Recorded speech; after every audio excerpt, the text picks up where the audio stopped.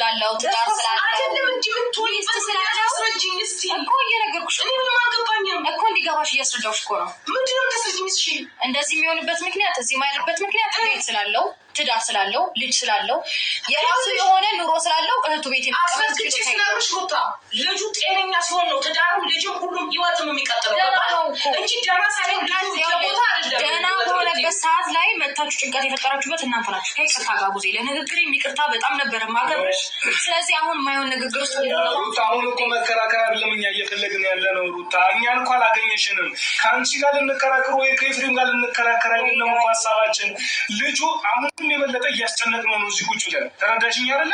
አስሬ ተኛል አስሬ እየተነሳ ነው እያስጨነቅነው ነው የበለጠ። አሁንም ረጅም ሰዓት ቁጭ አለን እንዴ እናንተም እንድታዩት እንዲረጋጋ በቃ ያን እኮ ይደረ ካለ መኪና ረዝራን እኮ ለቤት ሜዳ አቀተኝም እንዴ ልክ ነሽ። ከዛ ባለፈ ደግሞ ሁላችንም ሊያስማማ የሚችለው ነገር አብርሃም ሩታ ጋርና ኤፍሬም ጋር ከሆነ ማንም ሰላሙ ይነሳል ነው። ገባሽ አይደለ? ቢዋጥልሽም ባይዋጥልሽም አንቺ ጋር ሆኖ አብርሃም ሁላችንም ስለሚያስጨንቀን ቡዜ ጋር ሆኖ የምትጨነቂለት ፈንታሲለት ሆነ እዚህ መተሽ ቼክ ማድረግ ትችላለሽ። አንድ ስለአንቺ ጭንቀት ይመልከት ምን አገባኝ ተጨነቂለት ብታስቢለት ከሆነ ብታድሪ መተሽ ብትከርቢ ሩታ ምን አገባኝ አጣብዙ ቅድሚያ ተረጅም ምን አገባኝ ቅድሚያ መረዳት የሚባል ነገር አለ። ተረዳው ስለ አብርሃም ብትጨነቂ ከሆነ እህቱ ቤት መተሽ መጠየቅ ትችላለሽ።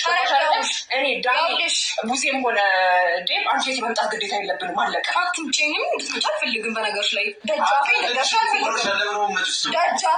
አልፈልግም። ሲቀጥል ደግሞ ስላንቺ ጭንቀት አይመለከተንም። እኔ እየሰማችኝ ነው።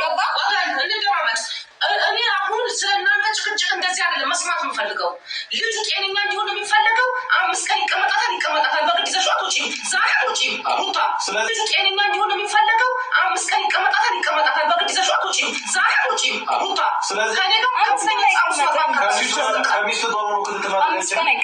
የራስ ጉዳይ እንደፈለግ አስብ። ልጁ ግን አሁን ላይ ጤናው ነው የሚያስጨንቀን። ትዳር ምናምን ከጤና በኋላ የሚቀርብ ልጁ ከሞት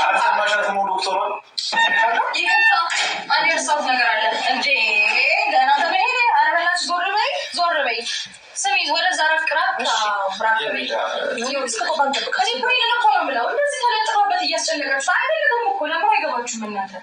እዚህ ስሩ ሊስት ያለው ቤተሰብ ናቸው አይደል? እዚህ ስሩ ተለጥፋ ምን ትሰራለች? ምንም አትሰራም። ለምን ዞር አታረጋትም? አንተስ ለምን ታስጨንቃለች? አንቺን ዞር አላረጋም። እኔ ማለት እሺ ሄዳችሁ ነበር በቃ ደህና ደርልኝ። እሺ ጌሽ ቻው። እሺ እየተንገበገብሽ ሄድሽ አደሳቂዎች እሺ